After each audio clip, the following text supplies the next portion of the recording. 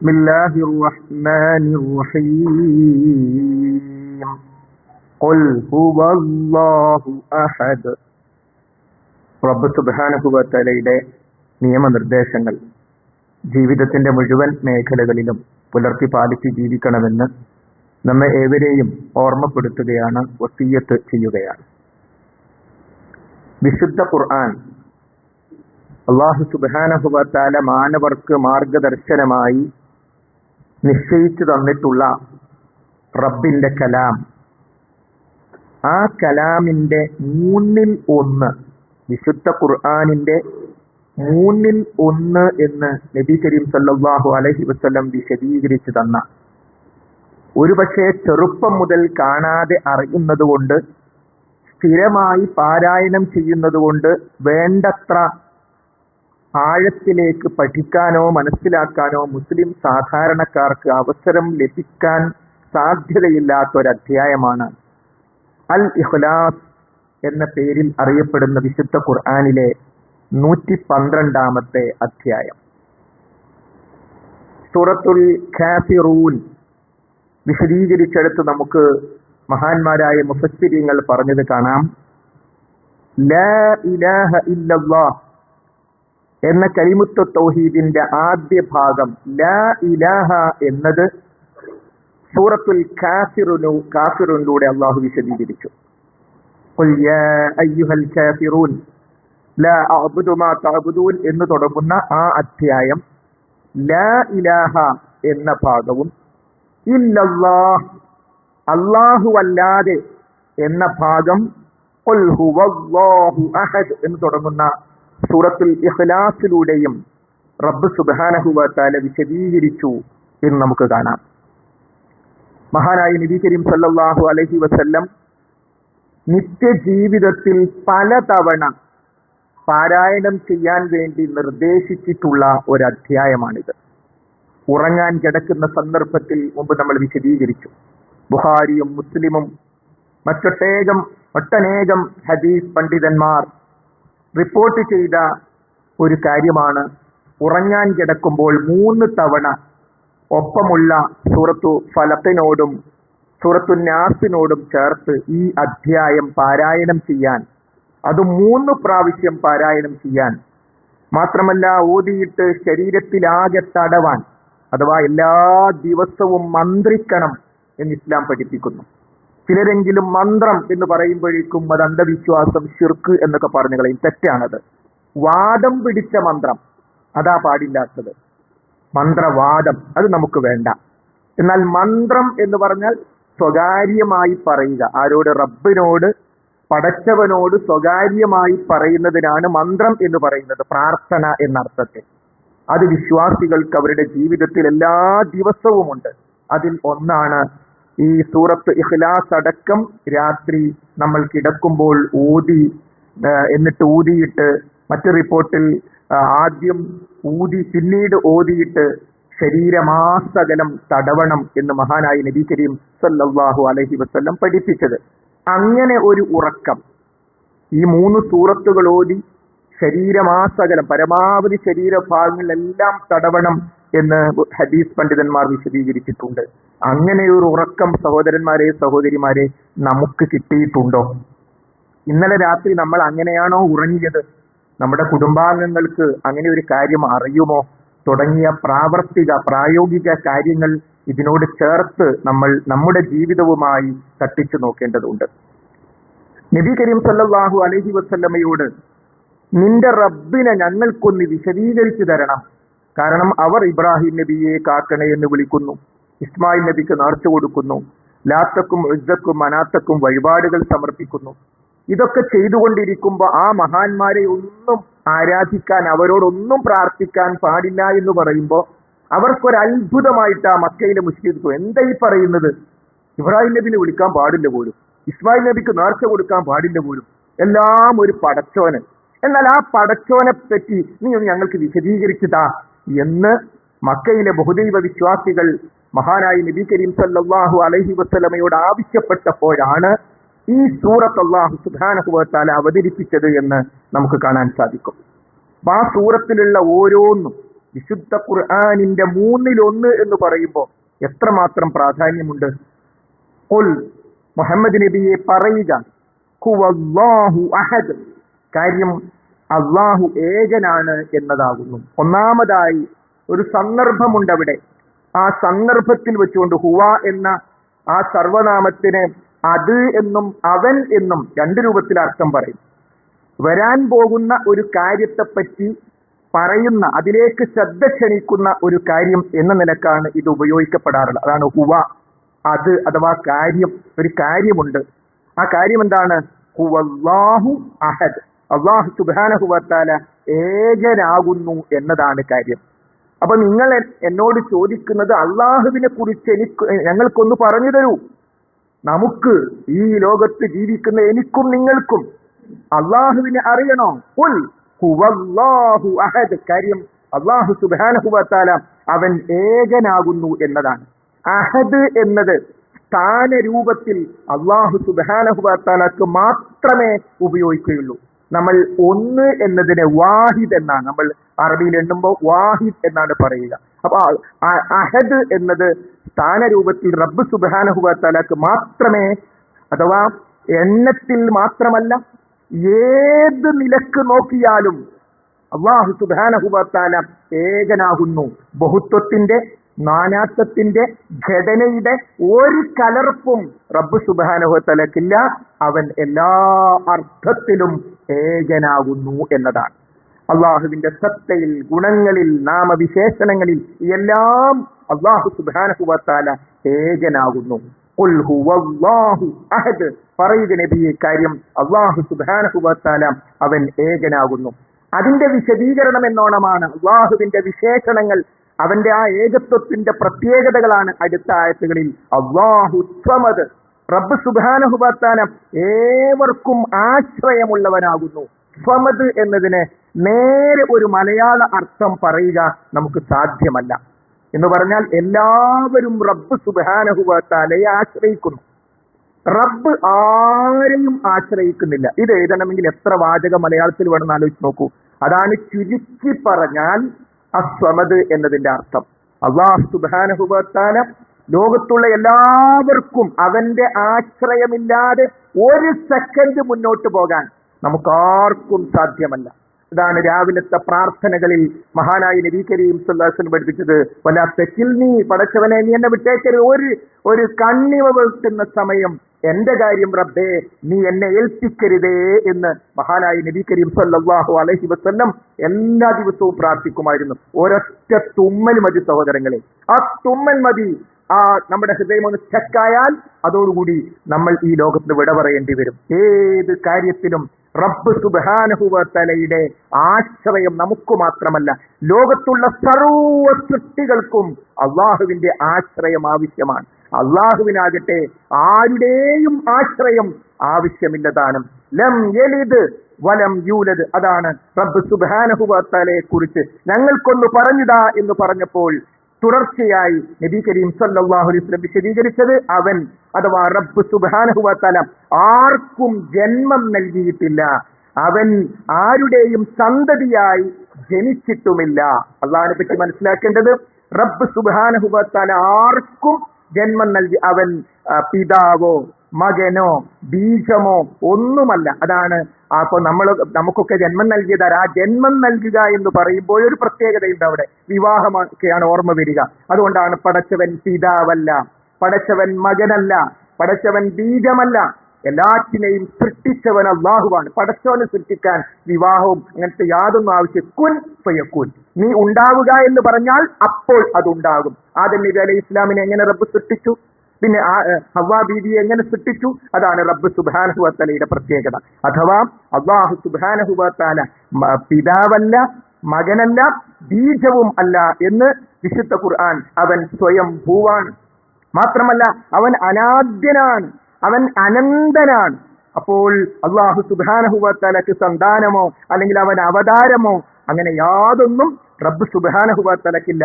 അങ്ങനെ എല്ലാ സങ്കല്പങ്ങളിലും പടച്ചവൻ അവതാരമായി, ദൈവം അവതാരമായി അവതരിപ്പിക്കും തുടങ്ങിയ എല്ലാ സങ്കല്പങ്ങളിൽ നിന്നും അല്ലാഹു സുബ്ഹാനഹു വ തആല പരിശുദ്ധനാകുന്നു. അവനല്ലാത്തതെല്ലാം അവന്റെ സൃഷ്ടികൾ.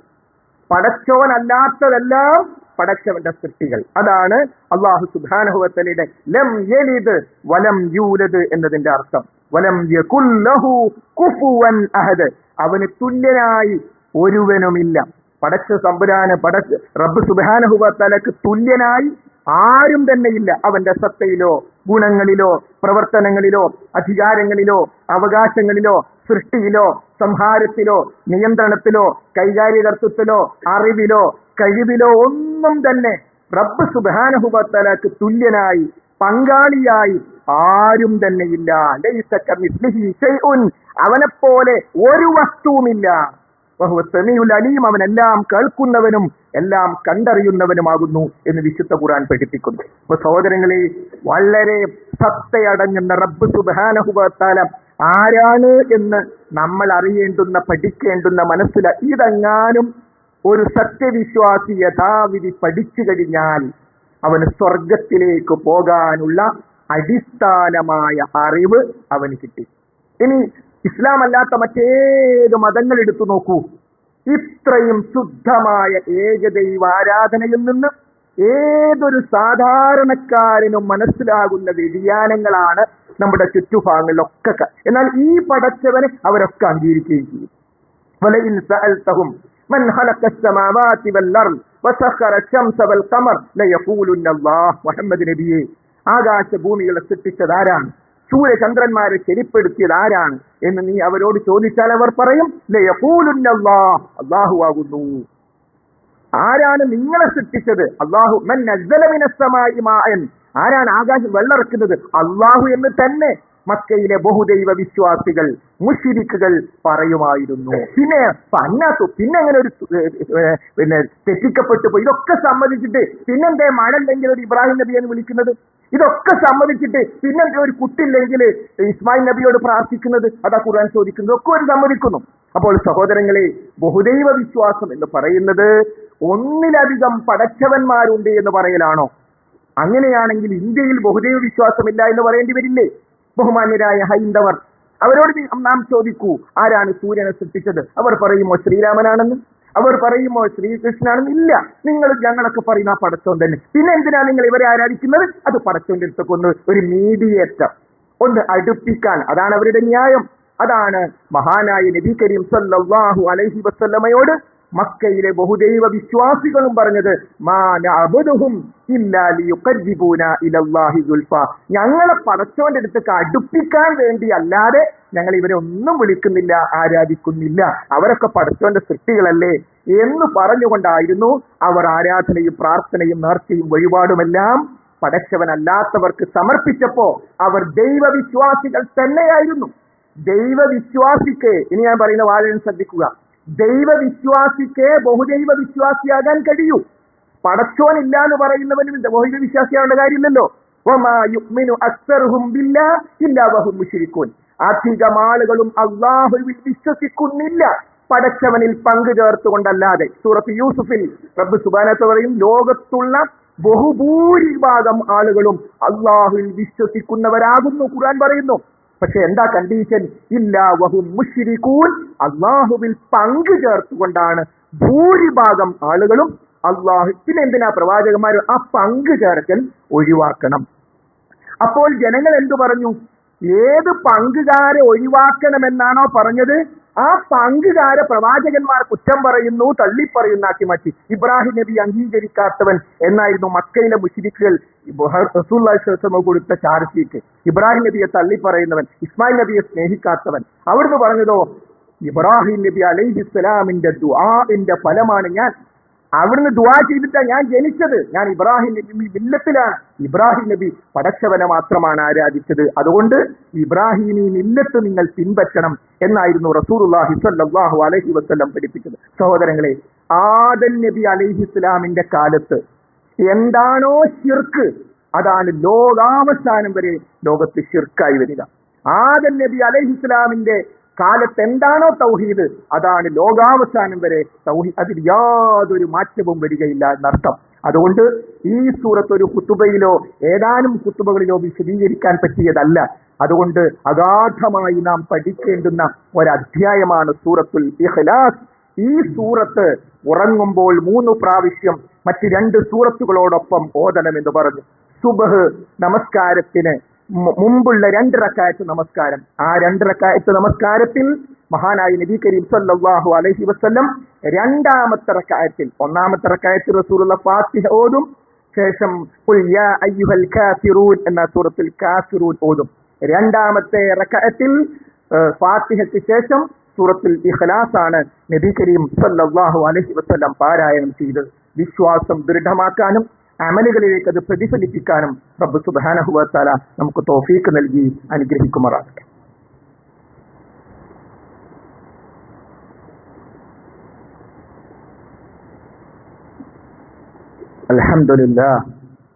അൽഹംദുലില്ലാഹി റബ്ബിൽ ആലമീൻ വസ്സലാത്തു വസ്സലാമു അലാ റസൂലിഹിൽ അമീൻ വഅലാ ആലിഹി വസഹ്ബിഹി അജ്മഈൻ. അമ്മാ ബഅദ്. ഒരിക്കൽ കൂടി റബ്ബ് സുബ്ഹാനഹു വ തആലയുടെ നിയമനിർദ്ദേശങ്ങൾ ശ്രദ്ധിക്കണം, സൂക്ഷിക്കണമെന്ന് ഓർമ്മപ്പെടുത്തുകയാണ്. സഹോദരീ സഹോദരങ്ങളെ, സൂറത്തുൽ ഇഖ്ലാസിന്റെ അന്തസ്സത്ത അറിയുക എന്നത് ലോകത്തുള്ള ഏറ്റവും വലിയ അനുഗ്രഹമാണ്. ആ സൂറത്തുൽ ഇഖ്ലാസ് അനുസരിച്ചെങ്ങാനും ഒരു വ്യക്തി ജീവിച്ചു മരിച്ചാൽ റബ്ബ് സുബ്ഹാനഹു വ തആലയുടെ ആത്യന്തികമായ രക്ഷ, സ്വർഗം ആ വ്യക്തിക്ക് ലഭ്യമാകും. കാരണം വിശുദ്ധ ഖുർആൻ പറയുന്ന ഏകദൈവാരാധനയുടെ മർമ്മം ഊറ്റിയെടുത്ത് അതിൽ അല്ലാഹു സുബ്ഹാനഹു വ തആല വെച്ചിരിക്കുന്നു. അതാണ് ഖുർആനിന്റെ 1/3 എന്ന് പറഞ്ഞത്. ഇനി സഹോദരങ്ങളെ, നമ്മുടെ ചുറ്റുഭാഗങ്ങളിലേക്ക് ഈ മുസ്ലിം സമുദായത്തിൽ അംഗങ്ങളിൽ നമുക്ക് പറയുന്നത് കേൾക്കാൻ സാധിക്കും. ലോകം നിയന്ത്രിക്കുന്നത് ഇന്ന ആളാണ്, കോഴിക്കോട് ജില്ലയിലെ മടവൂരിൽ മരിച്ചു കിടക്കുന്ന ഒരാളാണ്, ഇനി ഒരു പക്ഷേ പിന്നീട് വരുന്ന ആരെങ്കിലും ആൾക്ക് അത് മാറ്റുമോ എന്നറിയില്ല. നോക്കൂ, ആ വാചകം പറയാൻ റബ്ബ് സുബ്ഹാനഹു വ തആല വ്യക്തിക്ക് ശ്വാസോച്ഛ്വാസം നൽകിയല്ലോ. ലോകം എനിക്ക് എന്നെ ശ്വസിപ്പിക്കുന്നത് അടക്കം ലോകത്തെ നിയന്ത്രിക്കുന്നത് ഒരു കബറിൽ മരിച്ചു കിടക്കുന്ന ആളാണെന്ന് പറയാനുള്ള ആ നാവിന് ശേഷി പടച്ചവൻ കൊടുത്തിട്ടാണല്ലോ അത് പറഞ്ഞത്. സഹോദരങ്ങളെ, ഇങ്ങനെ ഒരു വാദം മക്കയിലെ മുശ്രിക്കുകൾ പറഞ്ഞിട്ടില്ല. ഇങ്ങനെ ഒരു വാദം ബഹുമാന്യരായ ക്രൈസ്തവർ പറഞ്ഞിട്ടില്ല. ഈ ലോകം നിയന്ത്രിക്കുന്നത് ഔലിയാക്കന്മാരാകുന്നു, അല്ലെങ്കിൽ ഇന്ന ഔലിയാകുന്നു എന്ന തരത്തിലേക്ക് ഏറ്റവും അപകടകരമായ വാദം. ഏതുവരെ അള്ളാഹു കേൾക്കുന്നത് പോലെ കേൾക്കുകയും കാണുകയും പ്രവർത്തിക്കുകയും ചെയ്യും. മടവൂരിൽ മരിച്ചു കിടക്കുന്ന ആളെ കുറിച്ച് ആധികാരികമായി എഴുതിയ ഗ്രന്ഥത്തിൽ ഒരു ഹദീസിനെ ദുർവ്യാഖ്യാനം ചെയ്തുകൊണ്ടാ. അപ്പൊ എന്താ ഇതിന്റെ അർത്ഥം? ഖുൽ ഹുവല്ലാഹു അഹദ് അങ്ങനെ പറയാൻ പറ്റൂല. കാരണം കേൾവിയുടെ വിഷയത്തിൽ പടച്ചോനല്ല, വേറെ ആൾ കൂടി ഉണ്ട്. എല്ലാം കേൾക്കുന്ന വേറെ ആൾ കൂടി ഉണ്ട്. കാഴ്ചയുടെ വിഷയത്തിൽ വേറെ ആൾ കൂടി ഉണ്ട്. പ്രവർത്തനത്തിന്റെ വിഷയത്തിൽ ഖുൽ ഹുവല്ലാഹു അഹദ് എന്ന് പറയും ചെയ്യാം. എന്നിട്ട് ഒരു പക്ഷേ ആ പ്രഭാഷണം, ആ വായന തുടങ്ങുന്നതിന് മുമ്പ് ഖുൽ ഹുവല്ലാഹു അഹദ് ഓതിയിട്ട് ആമീൻ പറഞ്ഞിട്ടുണ്ടാവും. ഇതിന് നേരെ പറയാ CM മടവൂർ ലോകം നിയന്ത്രിക്കുന്ന ആളാകുന്നു. തകർന്നില്ലേ നേരത്തെ പറഞ്ഞത്? അള്ളാഹു നമ്മെ കാത്തു രക്ഷിക്കുമാറാകട്ടെ. എന്ത് അപകടം പിടിച്ച വാദമാണിത്! പടച്ചോനെങ്ങാനും ഓരോ തിന്മക്കുള്ള ശിക്ഷ ആ സന്ദർഭത്തിൽ ഇറങ്ങുകയാണെങ്കിൽ അപ്പം ഭൂമിയിലേക്ക് താഴ്ത്തിക്കളയാൻ മാത്രം, അപ്പോൾ തന്നെ ശിക്ഷ ഇറക്കാൻ മാത്രം അതിഗൗരവമുള്ള കാര്യമാണ്. അതുകൊണ്ട് സഹോദരങ്ങളെ, ഈ സൂറത്ത് നമ്മുടെ വിശ്വാസത്തിലേക്ക് പ്രതിഫലിക്കണം.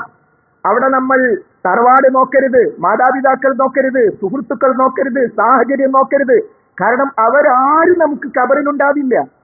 മലക്കുകളുടെ റൂഹിനെ പിടിക്കാൻ വരുമ്പോ അവരാരും നമ്മളെ സഹായിക്കാനുണ്ടാവില്ല. വിചാരണക്കെടുക്കുമ്പോ ഒരു പണ്ഡിതനും ഒരു പാമരനും നമ്മോടൊപ്പം ഉണ്ടാവില്ല. പടച്ചോൻ മാത്രമാണ് നമുക്ക് രക്ഷകനായി ഉണ്ടാവുക. അതുകൊണ്ട് ആ റബ്ബ് സുബ്ഹാനഹു വ തആലയെ മാത്രമല്ല, റബ്ബ് സുബ്ഹാനഹു വ തആലയോട് പങ്കു ചേർക്കുമ്പോ അതിലൂടെ ഉണ്ടാകുന്ന മഹാ അപകടം എന്താണെന്നറിയൂ? ബഹുമാന്യരായ ക്രൈസ്തവ സഹോദരങ്ങളുടെ വിശ്വാസം എന്താ? ഞങ്ങൾ പരലോകത്ത് കുടുങ്ങൂല. കാരണം എന്താ? ഞങ്ങൾ ഈസാ നബി യേശുവിനെ വിശ്വസിച്ച ആളാണ്. ലോകത്തുള്ള മുഴുവൻ മനുഷ്യന്മാരുടെയും പാപഭാരം ഏറ്റെടുത്ത് യേശു കുരിശിൽ മരിച്ചിരിക്കുന്നു. യേശുവിൽ വിശ്വസിപ്പിൻ, നിങ്ങൾക്ക് രക്ഷപ്പെടാം. അപ്പൊ ഒരു സുരക്ഷിതത്വ ബോധം, പ്രശ്നമൊന്നുമില്ല. ഞാൻ വ്യതിചരിച്ചിട്ടുണ്ടാകാം, അല്ലെങ്കിൽ പല തെറ്റും ജീവിതത്തിൽ ചെയ്തിട്ടുണ്ടാകാം, പക്ഷെ യേശു അവിടെ. അപ്പൊ അവരുടെ ഒരു പരലോക വിശ്വാസത്തിന്റെ അവസ്ഥ ആലോചിച്ചൊക്കെ രക്ഷിക്കാൻ യേശു ഉണ്ടാകും. ഇസ്ലാം പഠിപ്പിച്ചതോ വഅൻ ലൈസ ലിൽ ഇൻസാനി ഇല്ലാ മാ സഅ, എല്ലാ ഓരോ മനുഷ്യനും അവനവൻ പ്രവർത്തിച്ചതല്ലാതെയില്ല. അല്ലാ തസിറു വാസിറത്തും വിസ്റ ഉഖറ, ഒരാളുടെ പാപഭാരം മറ്റൊരാൾ ഏറ്റെടുക്കില്ല. ഒരാളുടെ പാപഭാരം വേറൊരാൾ ഏറ്റെടുക്കില്ല. നോക്കൂ, മഹാനായ നബി കരീം സ്വല്ലല്ലാഹു അലൈഹി വസല്ലം മകളോട് പറയാണ്, ഫാത്തിമ നീ എന്റെ കരളിന്റെ കഷ്ടമാ. മക്കൾ എങ്ങനെയാകണം, മക്കളും മാതാപിതാക്കളും തമ്മിലുള്ള ബന്ധം എങ്ങനെയാകണം? കരളിന്റെ കഷ്ണം. അത്രമാത്രം സ്നേഹം മക്കളോട് വേണമെന്ന് ഹബീബായ നബി കരീം സ്വല്ലല്ലാഹു അലൈഹി വസല്ലം ഈ ഹദീസിൽ നമ്മൾ പഠിപ്പിക്കുന്നു. മോളെ നീ എന്റെ കരളിന്റെ കഷ്ടമാണ്. ഈ ദുനിയാവിൽ വെച്ച് മോക്ക് എന്ത് വേണമെങ്കിൽ ചോദിച്ചോ, സാധിക്കൽ ഇപ്പൊ സാധിപ്പിച്ചു തരും. പക്ഷെ അടുത്ത വാചകം എന്താ? അൻഖിദീ നഫ്സകി മിനന്നാർ, മോളെ നിന്റെ തടി നീ നരകത്തുനിന്ന് കാക്കണം. നാളെ നിന്റെ അമല് മോശമായി, നിന്റെ ഈമാൻ മോശമായിട്ട് എന്റെ മുമ്പിലൂടെ നിന്നെങ്ങനെ നരകത്തിലേക്ക് കൊണ്ടുപോവാ? എനിക്കൊന്നും ചെയ്യാൻ പറ്റൂല. അഫമൻ ഹഖ്ഖ അലൈഹി കലിമത്തുൽ അദാബ് അഫ അൻത തുൻഖിദു മൻ ഫിന്നാർ. സൂറത്ത് സുമർ നമ്മൾ ചോദിക്കാണ്, ഒരാൾ അഫമൻ ഹഖ്ഖ അലൈഹി കലിമത്തുൽ അദാബ്, ഒരാളുടെ മേൽ അല്ലാഹുവിന്റെ ശിക്ഷ യാഥാർത്ഥ്യമായാൽ അഫ അൻത തുൻഖിദു മൻ ഫിന്നാർ, നീയാണോ ആ വ്യക്തിയെ നരകത്തിൽ രക്ഷപ്പെടുത്തുന്നത്? അല്ലാത്തൊരു ചോദ്യമാണ്. അള്ളാഹു നമ്മെ കാത്തു രക്ഷിക്കുമാറാകട്ടെ. റസൂലുള്ളാഹിക്ക് സ്വന്തം എളാപ്പയെ രക്ഷപ്പെടുത്താൻ കഴിയോ? നൂഹ് നബി അലൈഹി ഇസ്ലാമിന് സ്വന്തം മകനെ രക്ഷപ്പെടുത്താൻ കഴിഞ്ഞോ? ദുനിയാവിലില്ല, പരലോകത്തും കഴിയില്ല. ലൂത്ത് നബി അലൈഹി ഇസ്ലാമിന് സ്വന്തം കിടപ്പറ പങ്കിട്ട ഭാര്യയെ സ്വർഗത്തുണ്ടാകാൻ കഴിയില്ല. എന്റെ കാര്യം, ലൂത്ത് നബി അലൈഹി ഇസ്ലാമിന്റെ വിശ്വാസം ഭാര്യ സ്വീകരിച്ചില്ല. നൂഹ് നബി അലൈഹി ഇസ്ലാമിന്റെ വിശ്വാസം മകൻ സ്വീകരിച്ചില്ല. പ്രവാചകന്റെ മകനാണെന്ന് പറഞ്ഞിട്ട് കാര്യമില്ല, ഭാര്യയാണെന്ന് പറഞ്ഞിട്ട് കാര്യമില്ല. രക്തബന്ധുക്കളാണ് എന്നതുപോലും അവിടെ പരിഗണിക്കുന്നില്ല. അപ്പൊ സഹോദരങ്ങളെ, ഏകദൈവ ആരാധനയിലൂടെ ഖുൽ ഹുവല്ലാഹു അഹദ് എന്ന സൂറത്ത് കൃത്യമായിട്ട് പഠിച്ചാൽ നമുക്കൊരു വിശ്വാസം, ഒരു പടച്ചോനെ ഒരാളുണ്ടാവില്ല കേട്ടോ. ഞാൻ കാട്ടിക്കൂടിയ തെമ്മാടിത്തണ്ടല്ലോ, ആ തെമ്മാടിത്തം പടച്ചോൻ പരലോകത്ത് കാണിക്കും. നമ്മൾ ഒരു സൂറത്തിൽ കഹ്ഫ് വവജദൂ മാ അമിലൂ ഹാദിറാ, നിങ്ങൾ പ്രവർത്തിച്ച പ്രവർത്തനം അങ്ങനെ തന്നെ ഹാജരാക്കും. എന്താ മദ്രസയിൽ ഹച്ചൻസ് വിളിക്കുക ഹാലിർ, ഉസ്താദേ ഞാനിവിടെ എന്താ അർത്ഥം? പെൺകുട്ടിയാണെങ്കിൽ ഹാലിറ, ഞാനിവിടെ ഹാജറാണ്. അതേ പദാ പ്രയോഗിച്ചത്. നിങ്ങൾ പ്രവർത്തിച്ച പ്രവർത്തനം അങ്ങനെ തന്നെ ഹാജരാക്കും. പടച്ചോനെ ഞാൻ ആ തെറ്റ് ചെയ്തിട്ടില്ല. നമ്മൾ തെറ്റ് ചെയ്യുന്ന രംഗം, കടയുടെ പിന്നിൽ പോയി ഇരുട്ടിൽ പോയി കുപ്പി പൊട്ടിക്കുന്ന രംഗം അവിടെ കാണിക്കുന്നു. വീഡിയോ കണ്ടുപിടിക്കാൻ ആവശ്യമായ ബുദ്ധി നൽകിയ പടച്ചവനാണോ നമ്മുടെ ജീവിതം രേഖപ്പെടുത്തി കാണിച്ചു തരാൻ പ്രയാസം? അപ്പൊ അതുകൊണ്ട് സഹോദരങ്ങളെ, ഈ സൂറത്ത് പഠിച്ചാൽ പടച്ചോനേകനാണ്, അവനിലേക്ക് ഒരു പങ്കുകാരനുമില്ല എന്നത് മനസ്സിലാക്കുമ്പോൾ എനിക്ക് ഞാൻ തന്നെയേ ഉണ്ടാവൂ, എനിക്ക് രക്ഷകനായി പടച്ചവനേ ഉണ്ടാവൂ എന്ന ഏറ്റവും മഹത്തായ സന്ദേശം നമുക്ക് കിട്ടും. അതുകൊണ്ട് സൂറത്തുൽ ഇഖ്ലാസ് കൂടുതലായി നമ്മൾ പഠിക്കുക, ജീവിതത്തിലേക്ക് ബന്ധപ്പെടുത്തുക. നാം പറഞ്ഞു, ഉറങ്ങാൻ കിടക്കുമ്പോൾ സൂറത്തുൽ ഇഖ്ലാസ് ഖുൽ ഹുവല്ലാഹു അഹദ് എന്ന സൂറത്ത് ഓതി ശരീരത്തിലാകെ തടവണം. പിന്നീട് പറഞ്ഞു, സുബഹിക്ക് മുമ്പുള്ള സുന്നത്ത് അറിയുക. മഹാനായ നബി കരീം സല്ലല്ലാഹു അലൈഹി വസല്ലം യാത്രയിൽ പോലും ഉപേക്ഷിക്കാത്ത സുന്നത്ത്. യാത്രയിൽ സുന്നത്ത് നിസ്കാരമല്ല, ഫർള് തന്നെ ചുരുക്കാം. ഒരാൾ ഇവിടുന്ന് എറണാകുളത്ത് പോവാൻ, ഏക്ക് ദുഹറും അസറും യാത്രയിൽ രണ്ടും 4ആയിട്ട് നിസ്കരിച്ചാൽ മതി. ആദ്യം 2, പിന്നെ അസർ 2. ഒരാൾക്ക് ഇഷ 3ഉം 2ഉമായി നിസ്കരിച്ചാൽ എറണാകുളത്ത് എത്തിയിട്ട് നിസ്കരിച്ചാൽ മതി. ഇഷാന്റെ സമയത്ത് ചില ആൾക്കാർ ഇതൊന്നും അറിയാത്തോണ്ട് നിസ്കാരം ഉപേക്ഷിക്കുന്നുണ്ട്. പാടില്ല സഹോദരങ്ങളെ. എന്നാൽ സുബഹ് വിമാനത്തിലാണെങ്കിൽ അവിടെ വെച്ച് ഒരു രക്ഷയില്ല. ദുഹറിനോടും ചേർക്കാൻ പറ്റില്ല, ഇഷാനോടും ചേർക്കാൻ പറ്റില്ല. ആ സമയത്ത് നിർവഹിക്കണം. അള്ളാഹു തൗഫീഖ് ചെയ്യുമാറാകട്ടെ. പലപ്പോഴും ട്രെയിനിലൊക്കെ പോകുമ്പോ നൂറുകണക്കിന് മുസ്ലിമീങ്ങൾ സുബൈ നിസ്കരിക്കുന്നില്ല. അവരെവിടുക്കാ ഈ സുബൈ മാറ്റിവെക്കുന്നത്? എവിടുക്കാ? സുബൈക്ക് തൊട്ട് മുമ്പ് 4:45 പുറപ്പെടുന്ന ട്രെയിൻ കണ്ണൂരുന്നുണ്ട്. അതിൽ മുസ്ലിമീങ്ങൾ എവിടെ വെച്ചാണ് ഈ സുബൈ നിസ്കരിക്കുന്നത്? അവിടെ വെച്ച് നിസ്കരിച്ചോളണം. എവിടെയാണോ അവിടെ നിസ്കരിക്കണം. അപ്പോൾ ആ സുബഹിക്ക് യാത്രയിൽ പോലും നബി കരീം സല്ലല്ലാഹു അലൈഹി വസല്ലം ഉപേക്ഷിക്കാത്ത 2 റക്അത്താണ് സുബഹിക്ക് മുമ്പുള്ള 2 റക്അത്ത്. ആ 2 റക്അത്ത് നമസ്കരിക്കാത്തവർ ഇന്നത്തെ ഖുതുബ കേൾക്കുന്നുണ്ടോ? സഹോദരങ്ങളെ, നമുക്ക് നമസ്കരിക്കണം. അള്ളാഹു തൗഫീഖ് ചെയ്യുമാറാകട്ടെ. ഈ ലോകം മുഴുവൻ ഉള്ളതും അതിനുള്ളതും മഹത്താണ് എന്ന രൂപത്തിൽ വലിയ മഹത്വം പഠിപ്പിച്ച 2 റക്അത്താണ് സുബഹിക്ക് മുമ്പുള്ള 2 റക്അത്ത്. ആ 2 റക്അത്ത് നമസ്കാരങ്ങളിൽ ഒന്നാമത്തതിൽ കാഫിറൂനും രണ്ടാമത്തതിൽ നാം ഇപ്പോൾ പഠിച്ച സൂറത്തുൽ ഇഖ്ലാസും ഖുൽ ഹുവല്ലാഹു അഹദ് എന്ന അധ്യായം റസൂൽ ഓതിയിരുന്നു. അതോടൊപ്പം തന്നെ ഉംറ, അതേപോലെ തന്നെ ഹജ്ജ്, ഇതിനൊക്കെ അനുബന്ധിച്ച് തവാഫ് ഉണ്ടാകും. ആ തവാഫ് കഴിഞ്ഞാൽ മഖാം ഇബ്രാഹിമിന്റെ മുമ്പിൽ ഇബ്രാഹിം നബി ഇസ്ലാം നിന്ന സ്ഥലം, കഅബ പടുത്തുയർത്തുമ്പോ ഉയരം കിട്ടാൻ വേണ്ടി നിന്ന സ്ഥലം, അതാണ് കാമ, നിന്നു, മഖാം, നിന്ന സ്ഥലം. നമ്മുടെ നാട്ടിലൊക്കെ കിടക്കുന്ന സ്ഥലത്തിനാ മഖാം എന്ന് പറയും, ഖുർആൻ നിൽക്കുന്ന സ്ഥലത്തിനാ പറഞ്ഞത്. ആ മഖാം ഇബ്രാഹിമിന്റെ പിന്നിൽ വെച്ച് 2 റക്അത്ത് നമസ്കാരമുണ്ട്. ഹജ്ജിന്റെ ഭാഗമായുള്ള തവാഫ്, ഉംറയുടെ ഭാഗമായുള്ള തവാഫ്, നമുക്ക് ഏത് സന്ദർഭത്തിലും തവാഫ് നിർവഹിക്കാം. ആ തവാഫ് നിർവഹിക്കാനുള്ള തൗഫീഖ് റബ്ബ് നമുക്ക് നൽകുമാറാകട്ടെ. ആ തവാഫിന് ശേഷം 2 റക്അത്ത് സുന്നത്തുണ്ട്. ആ സുന്നത്തിലും ഇതേപോലെ ഒന്നാമത്തെ റക്അത്തിൽ സൂറത്തുൽ കാഫിറൂനും രണ്ടാമത്തെ റക്അത്തിൽ ഖുൽ ഹുവല്ലാഹു അഹദ് എന്ന അധ്യായവും. മഗ്രിബിന് ശേഷമുള്ള സുന്നത്ത് റവാത്തിബ് സുന്നത്ത് എന്ന് പറഞ്ഞാൽ റസൂലുള്ള നിർബന്ധം പോലെ ഉപേക്ഷിക്കാതെ ജീവിതത്തിൽ കൊണ്ടു നടന്ന റക്അത്തുകൾ, സുന്നത്തുകളുണ്ട്. ആ സുന്നത്തിൽപ്പെട്ട ഒന്നാണ് മഗ്രിബിന് ശേഷമുള്ള 2 റക്അത്ത്. ആ മഗ്രിബിന് ശേഷമുള്ള 2 റക്അത്തിലും ഒന്നാമത്തതിൽ സൂറത്തുൽ കാഫിറിനും രണ്ടാമത്തതിൽ സൂറത്തുൽ ഇഖ്ലാസും അവിടുന്ന് പാരായണം ചെയ്തു. രാവിലെ 3 പ്രാവശ്യം, ഒരു ദിവസം രാവിലെ ആയാൽ 3 പ്രാവശ്യം ഖുൽ ഹുവല്ലാഹു അഹദ് എന്ന സൂറത്ത് റസൂലുള്ളാഹി ഓതിയിരുന്നു സല്ലല്ലാഹു അലൈഹി വസല്ലം. എല്ലാ ദിവസവും വൈകുന്നേരം. ഇതൊക്കെ ചൊല്ലാൻ ആർക്കാ സമയം? സഹോദരാ, കളവാണ് പറഞ്ഞത്. നീ ബസ് കാത്തു നിൽക്കുമ്പോ ഈ സൂറത്ത് ഓതിക്കൂടാ? നീ ബസ്സിൽ കമ്പി പിടിച്ചു നിൽക്കുമ്പോ ഈ സൂറത്ത് ഓതിക്കൂടാ? നീ ബൈക്കിൽ 1 മണിക്കൂർ യാത്ര ചെയ്യുമ്പോ ഈ സൂറത്ത് ഓതിക്കൂടാ? ആര് പറഞ്ഞു സമയമില്ലെന്ന്? നമ്മളെക്കാളും തിരക്കുള്ള നമ്മുടെ ഹബീബ് റസൂലുള്ളാഹിക്ക് സാധിച്ചിട്ടുണ്ടെങ്കിൽ ആ മനോഭാവം മാറ്റണം. സമയമുണ്ട്. സമയത്തിൽ അള്ളാഹു ബറക്കത്ത് തരാൻ വേണ്ടി നമ്മൾ ദുആ ചെയ്യുക. അള്ളാഹു സുബ്ഹാനഹു വ തആല തൗഫീഖ് ചെയ്യുമാറാകട്ടെ. വന്നുപോയ തെറ്റുകളും കുറ്റങ്ങളും റബ്ബ് സുബ്ഹാനഹു വ തആല നമുക്ക് വിട്ടുപുറത്ത് മാപ്പാക്കി തരുമാറാകട്ടെ. രോഗികളായ ധാരാളം ആളുകൾ നമ്മുടെ വീടുകളിലും കുടുംബങ്ങളിലും ആശുപത്രികളിലും അള്ളാഹുവേ അവർക്ക് നീ ശിഫ നൽകണമേ. താങ്ങാനാകാത്ത